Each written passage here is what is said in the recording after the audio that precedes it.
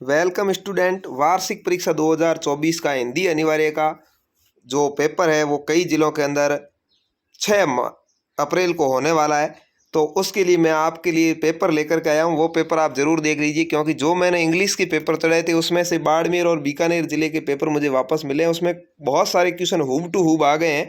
तो आप इन पेपर को ज़रूर पढ़ लीजिए, जिससे आपके ज़िले में भी यदि एग्ज़ाम है आपके हिंदी अनिवार्य का तो वहाँ पर आपको हूब टू हूब ये पेपर मिल सकता है। तो कक्षा 11 का ये पेपर है, आप ज़रूर पेशेंस बना करके पेपर को देख लें। मैं जल्दी से आपका ज़्यादा समय नहीं खराब करते हुए इस पेपर को आपको दिखाऊंगा। और आप इसकी यदि PDF प्राप्त करना चाहते हैं तो टेलीग्राम का लिंक है जो डिस्क्रिप्शन में दिया हुआ है, उसे ज्वाइन कर सकते हैं, जहाँ पर आपको इसकी PDF है वो भी मिल जाएगी। यहाँ पर देखिए, गांधी जी के अनुसार शिक्षा शरीर, मस्तिष्क और आत्मा का विकास करने का माध्यम है, वे बुनियादी शिक्षा के पक्षधर थे। इस पैराग्राफ को आप अच्छे से पढ़ेंगे तो सारे क्वेश्चन इसमें से आप आराम से दे सकते हैं। उसके अनुसार प्रत्येक बच्चे को अपनी मातृभाषा की निःशुल्क और अनिवार्य शिक्षा मिलनी ही चाहिए, जो उसके आसपास की जिंदगी पर आधारित हो, हस्तकला और काम के जरिए दी जाए, रोजगार दिलाने के लिए बच्चे को आत्मनिर्भर बनाए और नैतिक एवं आध्यात्मिक मूल्यों का विकास करने वाली हो। गांधी जी के उक्त विचारों से स्पष्ट है कि वे व्यक्ति और समाज के संपूर्ण जीवन पर अपनी मौलिक दृष्टि रखते थे और उन्होंने अपने जीवन में सामाजिक एवं राजनीतिक आंदोलन में भाग लेकर भारतीय समाज एवं राजनीति में इन मूल्यों को स्थापित करने की कोशिश की। गांधी जी की सारी सोच भारतीय परंपरा की सोच है और उनके दिखाए मार्ग को अपनाकर प्रत्येक व्यक्ति और संपूर्ण राष्ट्र वास्तविक स्वतंत्रता,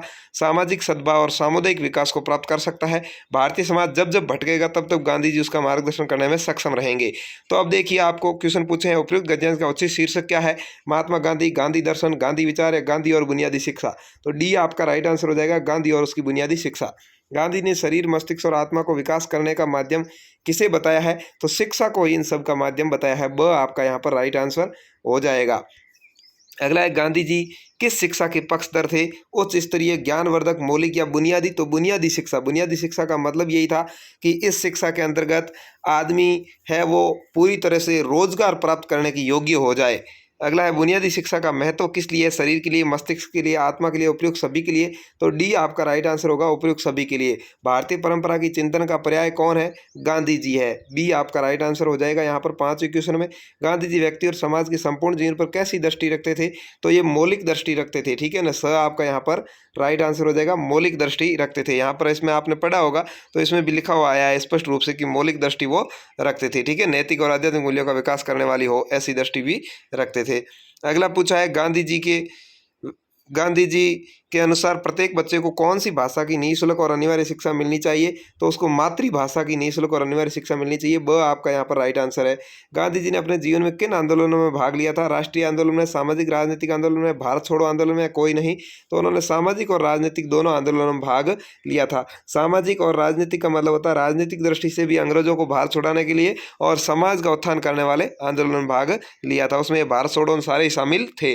गांधी जी के दिखाए मार्ग को अपनाकर प्रत्येक व्यक्ति और राष्ट्र किन गुणों को प्राप्त करता है? स्वतंत्रता, सामुदायिक विकास, सामाजिक सद्भाव, उपयुक्त सभी। तो डी आपका यहाँ पर राइट आंसर हो जाएगा। अगला क्वेश्चन आपका है, गद्यांश में शब्द आध्यात्मिकता का क्या अर्थ है? नास्तिक होना, केवल मन से संबंध, मस्तिष्क से संबंध या परमात्मा और आत्मा से संबंध? तो बी आपका यहाँ पर राइट आंसर हो जाएगा, परमात्मा और आत्मा संबंध को आध्यात्मिक कहा गया है। अब अगला आपके आता है एक 10 नंबर का, देखिए, निम्नलिखित अपठित काव्यांश आता है जो आपकी किताब में से नहीं आता, बाहर से आता है। आप इसको पढ़ के 10 नंबरों के जो सवाल है उनका आंसर दे सकते हैं। देखिए, धरती है उस किसान की जो बैलों के कंधों पर बरसात धाम में, जुआ भाग्य का रख देता है, खून चाटती हुई वायु में, पैनी खुशी खेत के भीतर, दूर कलेजे तक ले जाकर जोत डालता है मिट्टी को, पास डालकर और बीज बो देता है, नए वर्ष में नई फसल के ढेर अन्न का लग जाता है। ये धरती है उस किसान की, नहीं कृष्ण की, नहीं राम की, नहीं भीम सहदेव नकुल की, नहीं पार्थ की, नहीं राव की, नहीं रंग की, नहीं तेग तलवार धर्म की, नहीं किसी की, नहीं किसी की, धरती है केवल किसान की। तो ये किसान के बारे में है। कवि ने धरती का असली स्वामी किसे बताया है? तो किसान को बताया है। द यहाँ पर आपका सही उत्तर हो जाएगा। किसान जुआ किसका रखता है भाई? भाग्य का रखता है। किसका रखता है? पृथ्वी का रखता है, ठीक है, पृथ्वी का रखता है। यहाँ पर आपका राइट आंसर होगा। नहीं राव की, नहीं रंग की में राव शब्द का क्या अर्थ है? राव का अर्थ है राजा। क्या है? राव का अर्थ यहाँ पर राजा को कहा गया है। कविता में व्यक्त कवि की क्या दृष्टि है? सामंतवादी है, यथार्थवादी है, समाजवादी या आदर्शवादी है? तो उसकी आदर्शवादी दृष्टि है। प्रस्तुत काव्यांश में किसान की कौन सी प्रवृत्ति मिलती है? भाग्यवादी, आशावादी, यथार्थवादी, उपरोक्त सभी? तो उसकी उपरोक्त सभी दृष्टियां मिलती है, क्योंकि वो भाग्य पर भी आधारित रहता है। प्रस्तुत काव्यांश का उपयुक्त शीर्षक क्या होगा? तो इसका शीर्षक होगा किसान की धरती। क्या होगा भाई? किसान की धरती होगा।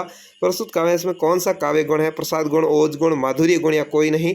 तो इसके अंदर माधुर्य गुण है। ठीक है, ये धरती किसकी है? राव की है, रंग की, गरीब की, किसान की है, तो किसान की है। द आपका राइट आंसर है। खून चाटती वायु में कौन सा अलंकार है? तो आपको यहाँ पर मानवीकरणीय अलंकार इसके अंदर है। काव्यांश की भाषा शैली कैसी है? सरल है, तत्सम शब्दयुक्त है, क्लिष्ट है, देशज शब्दयुक्त है, तो इसकी देशज शब्दयुक्त है। द आपका राइट आंसर हो जाएगा। तो ये ऐसे 20 नंबर के तो आपके आ जाएंगे, एक गद्यांश और एक पद्यांश। उसके बाद में आपके जो क्वेश्चंस आए हैं उनको भी आपको हल करना। आगे यहाँ पर अगला क्वेश्चन आया, निम्नलिखित विषयों में किसी एक विषय पर सारगर्भित निबंध लिखना है। 6 नंबर का क्वेश्चन आएगा। नारी सुरक्षा की महती आवश्यकता, या जल संरक्षण हमारा दायित्व, या कन्या भ्रूण हत्या एक जघन्य अपराध, या बेटी बचाओ बेटी पढ़ाओ। इसमें किसी भी एक पर आपको एक निबंध लिखना है, कम से कम 2 पेज का लिखना है। 6 नंबर मिल जाएंगे। अगला है चौथा, ग्राम पंचायत क ख ग के सचिव की ओर से जिला कलेक्टर क ख ग को गर्मी के मौसम पेयजल की समुचित व्यवस्था हेतु टैंकर भिजवाने के लिए कार्यालय पत्र लिखना है। 5 नंबर का आपको यहाँ पर ये पत्र लिखना है। अथवा में आप चाहें तो कंप्यूटर शिक्षा की अनिवार्यता समाप्त करने के लिए प्रधानाचार्य राजकीय उच्च माध्यमिक विद्यालय जैसलमेर की ओर से सचिव माध्यमिक शिक्षा बोर्ड राजस्थान अजमेर को लिखे जाने वाले कार्यालय पत्र का प्रारूप तैयार करना है। दोनों में से कोई एक आपको करना है। अगला है मोबाइल के बढ़ते प्रयोग विषय पर आपको फीचर लिखना है। 5 नंबर का क्वेश्चन आता है। आपके विद्यालय में वार्षिक उत्सव का आयोजन किया गया, इसका एक प्रतिवेदन तैयार करना है। 5 नंबर का क्वेश्चन आता है।